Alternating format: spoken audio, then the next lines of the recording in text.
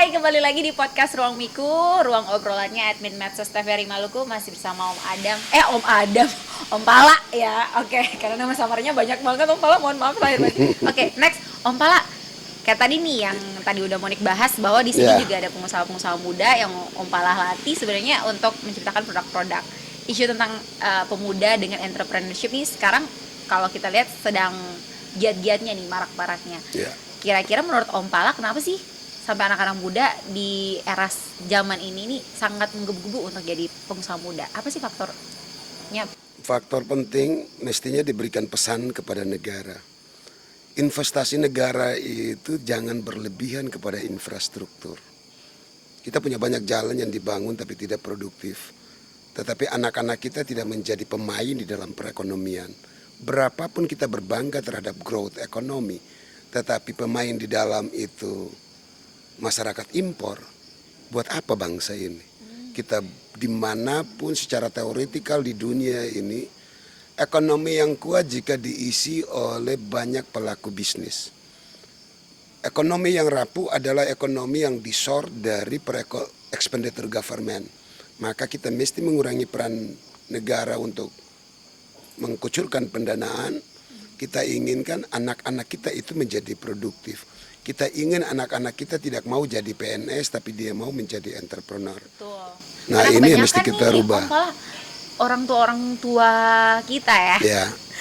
Sering sekali kayak menganggap anak yang sukses itu harus jadi pegawai negeri sipil. Apakah ini masih berlaku sih statement itu di kebanyakan orang tua di Maluku Utara ini? Kalau dulu yes, karena ekonomi kita masih sangat disort oleh APBN dan APBD. Tetapi saat ini ekonomi kita tidak lagi full disort oleh APBN atau APBD. Maluku Utara ekonomi kita tumbuh disort dari industri. Kita seolah-olah dibilang berubah dari masyarakat petani kepada masyarakat industri. Padahal nggak begitu ya. Padahal kosong di dalamnya. Apa tuh gimana Om? Karena alhamdulillah orang Maluku Utara itu memberikan kontribusi kepada orang Tiongkok atas kebijakan nasional, atas regulasi yang dibuat oleh pemerintah pusat.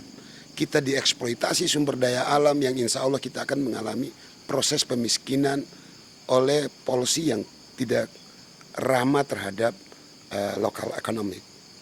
Sehingga kita di growth ekonomi kita itu semu, tidak ada isinya. Karena faktanya ekonomi kita tumbuh tapi miskin kita bertambah. Dan miskin kita bertambah malah di tempat-tempat tambang itu. Di semua tempat nikel adalah tempat kantong orang miskin. Lalu di mana negara? Jika negara hanya ingin memperkaya Tiongkok, kita mesti berani mengatakan kepada negara ada salah di dalam merumuskan peta jalan ekonomi. Kita butuh sebuah perekonomian yang inklusif. Kita butuh sebuah growth ekonomi yang diikuti oleh peningkatan pendapatan masyarakat kita.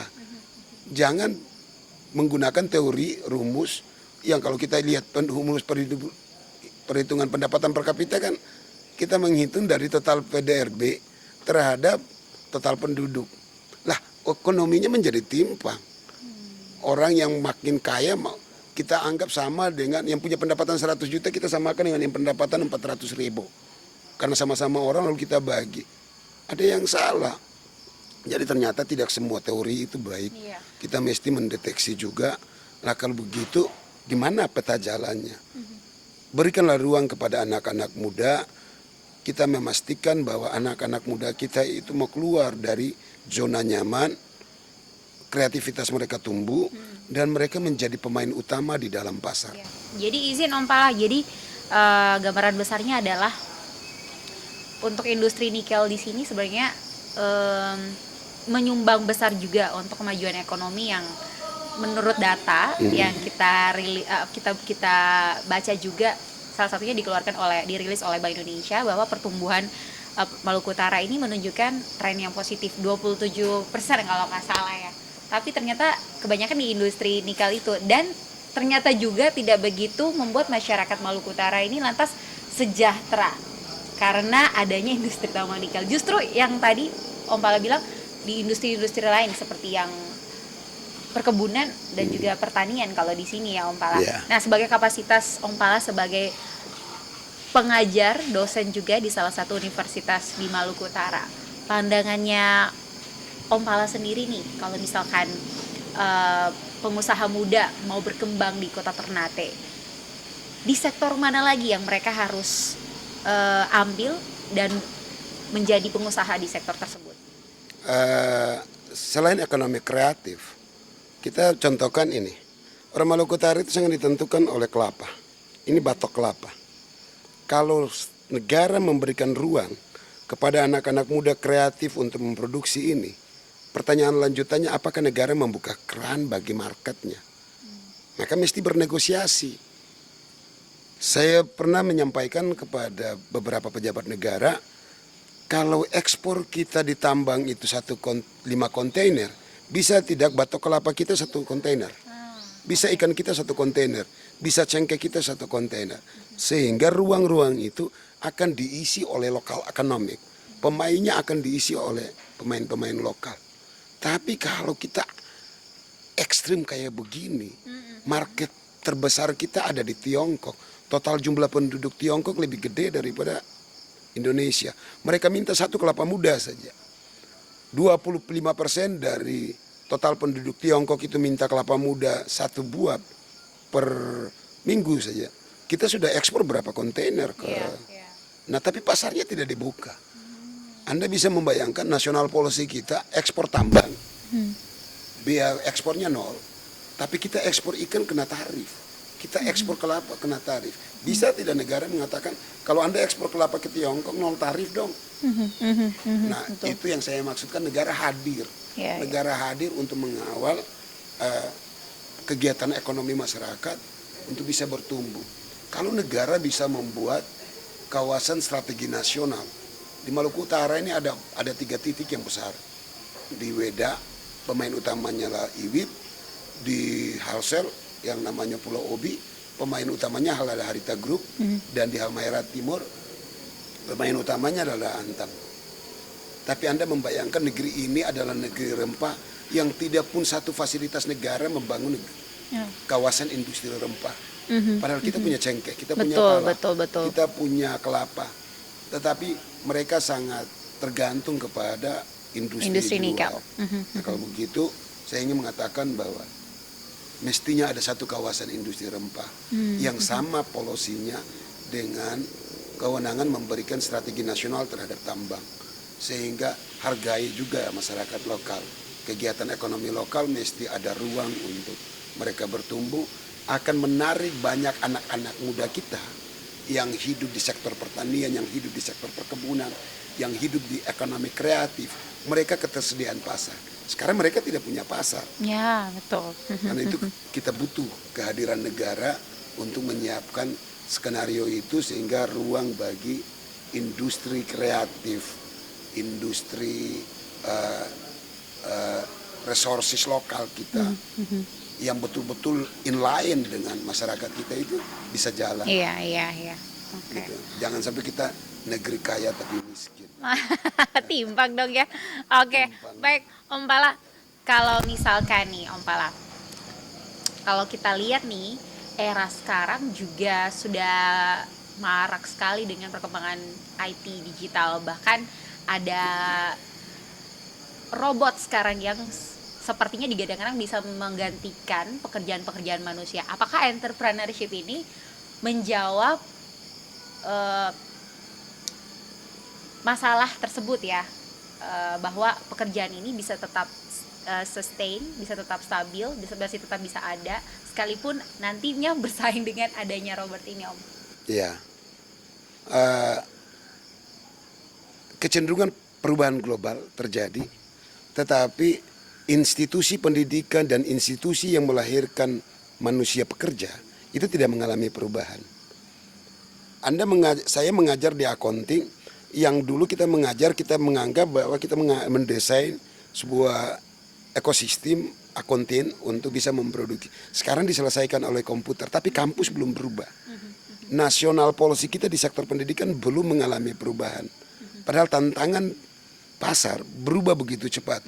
Akibatnya kita hanya memproduksi ijazah.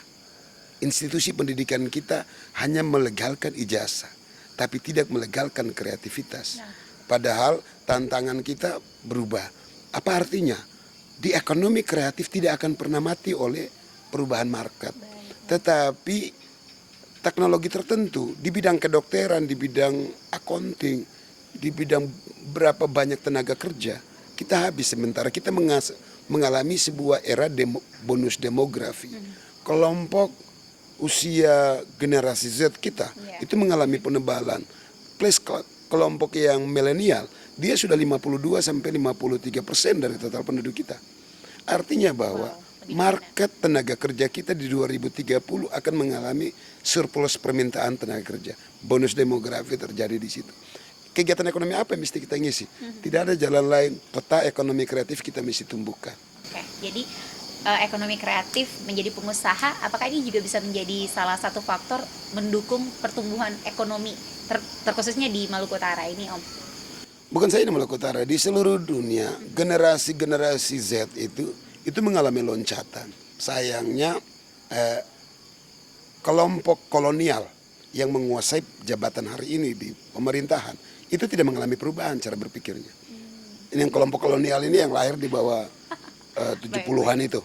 Mereka tidak mengalami loncatan perubahan dinamika global, sehingga polisi yang mereka produksi per hari ini itu tidak inline dengan gaya generasi milenial dan generasi Z.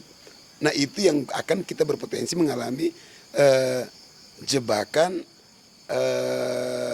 pendapatan, kelompok pendapatan menengah atau income trap itu. Lalu kita mengalami tekanan bonus demografi, tapi kita tidak menciptakan ruang lapangan kerja. Kita masih berputar kepada infrastruktur yang seolah-olah infrastruktur itu menjadi pendorong utama. Kita pendorong utama, tapi kita juga membutuhkan dorongan anak-anak muda kita untuk menjadi kreatif. Skenario ekonomi mesti dikonstruksi ulang. Ada yang salah di dalam konstruksi ekonomi secara nasional yang belum inline dengan perubahan zaman itu. Nah, kalau pertanyaannya bagaimana, apakah ekonomi kreatif itu akan menumbuhkan perekonomian? Dia bukan cuma menumbuhkan perekonomian, dia juga memberikan efek terhadap inklusivitas dari perekonomian. Karena pemainnya pasti anak-anak kita. Buat apa tumbuh kita tinggi? Buat apa wajah ekonomi kita bagus? Tapi kita memproduksi untuk Tiongkok, untuk bangsa-bangsa luar. Untuk tingkat atau angka kemiskinan di Maluku Utara sendiri gimana tuh, Om? Angka kemiskinan di Maluku naik kan, kita naik walaupun masih di bawah nasional. Cuman kalau kita data bangsa ini yang problem terbesar dari kenusantaraan kita adalah disparitas harga. Anda tinggal di bagian timur, di Maluku, Maluku Utara, Papua, Anda membutuhkan konsumsi yang mahal. Tetapi BPS menyatakan daya keluar kita baru 480.000 per kapita per bulan. Sehingga kita menemukan angka kemiskinan yang 6% itu. Tapi kalau kita naikkan dia ke 1 juta, bakalan kemiskinannya meninggi. Tapi kalau kita menggunakan data lain dari BPS yang menyebut biaya konsumsi per kapita per bulan di Ternate, contohnya 6.660.000 per kapita per bulan yang diproduksi oleh BPS sendiri, maka anak-anak muda yang menjadi PNS tamatan sarjana golongan 3A dengan pendapatan 3.500.000 adalah calon orang miskin. Maka tidak survive kita. Hidup tidak bagus.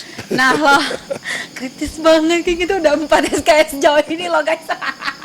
Om, kritis banget sih Om. Jadi Monik juga dan kru sempat meriset Om Pala ini adalah salah satu orang yang paling bersuara tentang kebijakan-kebijakan pemerintah, yang paling kritis justru.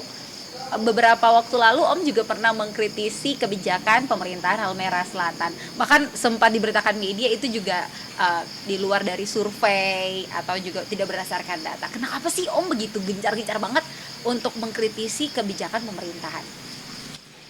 Anda bisa membayangkan kita memilih pejabat dengan harga yang mahal. Pemilu besok kita menghabiskan ratusan triliun. Masa kita biarin mereka membuat kebijakan yang salah? Mereka pejabat mau dipuji, gak bisa.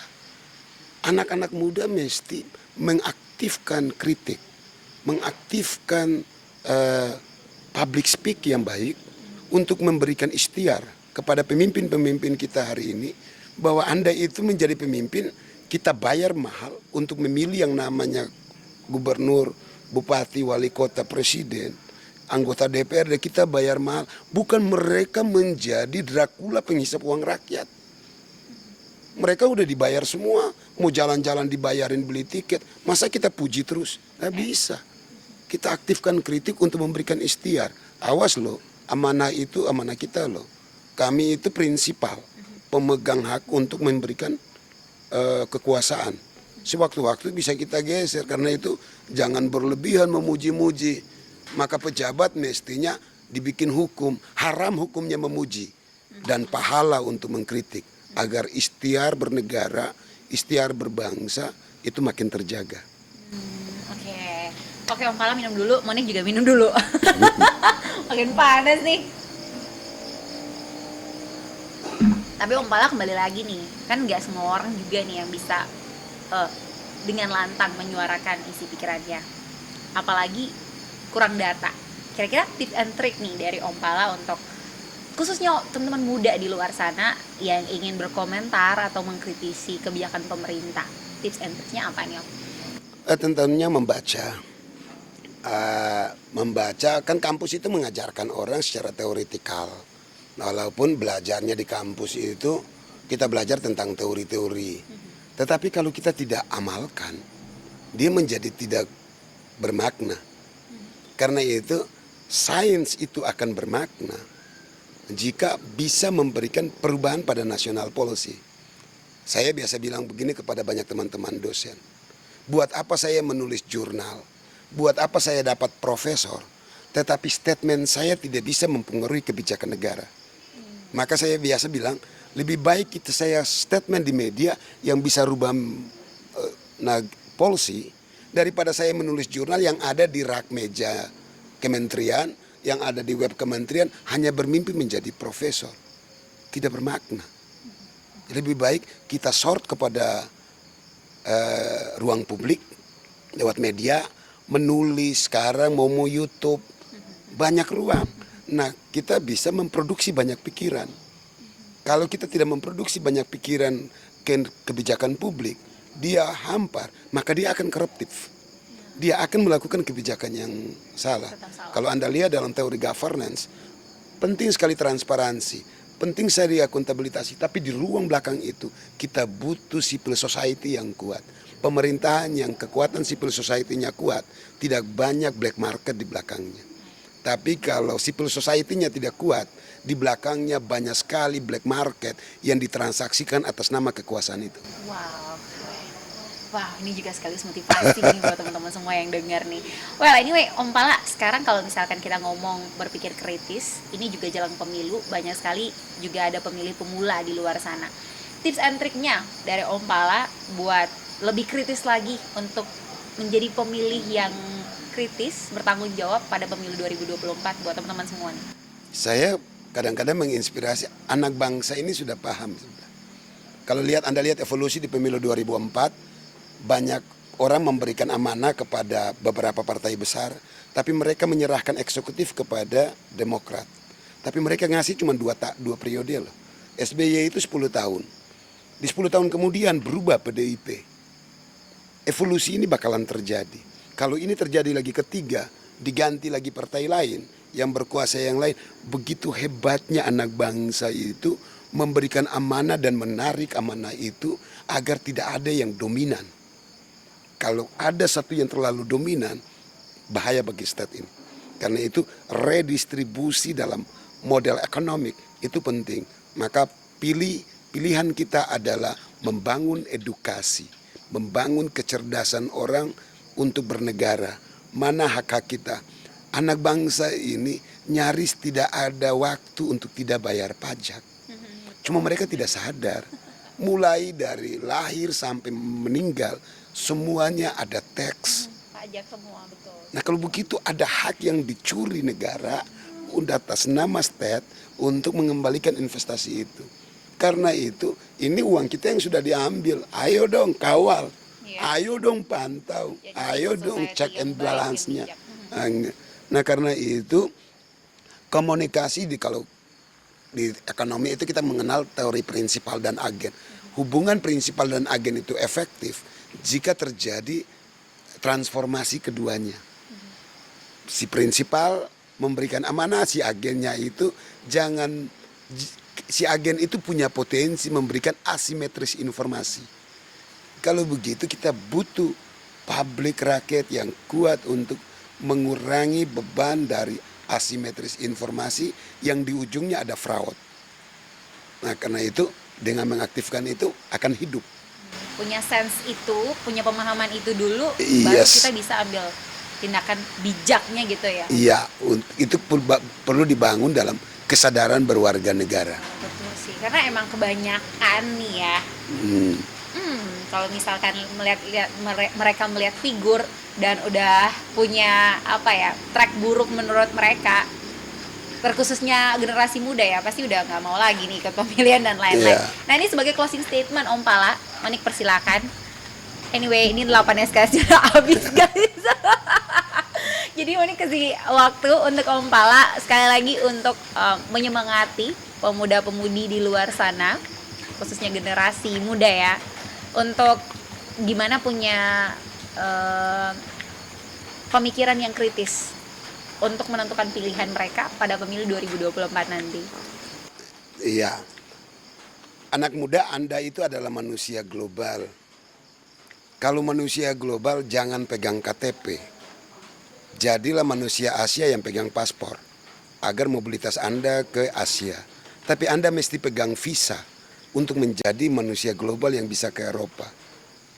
Bagaimana caranya? Bangun entrepreneurship, tapi kesadaran lokal, back to natural tetap mesti diaktifkan. Kita anak dunia yang bersepakat berindonesia. Karena itu terus kritis, terus kreatif, karena hamparan bumi di dunia itu adalah sumber-sumber kegiatan ekonomi bagi setiap orang. Anda bisa jadi anak Maluku tapi hebat di Eropa. Anda bisa jadi anak Halmahera tapi menjadi pemain di Afrika. Itulah manusia global. Maka sejak saat ini mesti memikirkan punya KTP tapi mesti punya paspor dan mesti punya visa agar Anda menjadi manusia global. Syukur dofu-dofu, subajo. Wow, luar biasa. Ini statement kelas dunia. Keren banget. Ini jadi Monik jadinya punya satu kesimpulan nih. Tiba-tiba waktu dengar Om Pala bilang kayak gitu, ada satu statement yang muncul di kepala Monik nih. Your life will never change unless you change your mind. Gitu. Yes. Jadi hidup kita nggak bakalan berubah kalau kita nggak punya perubahan pemikiran juga. Jadi mulailah dari pemikiran kita. So thank you so much Om Pala sudah kasih pemikiran-pemikiran baru buat kita semua. Yes, itulah tadi perbincangan kita dengan Om Pala. Semoga bisa ketemu lagi ya Om. Siap. Apa sih namanya kalau pamit? Gimana sih Om? Tabea. Oh, tabea. Oke. Saya Monika Pala pamit dan sampai jumpa di podcast Rumiku selanjutnya. Bye bye. Tabea.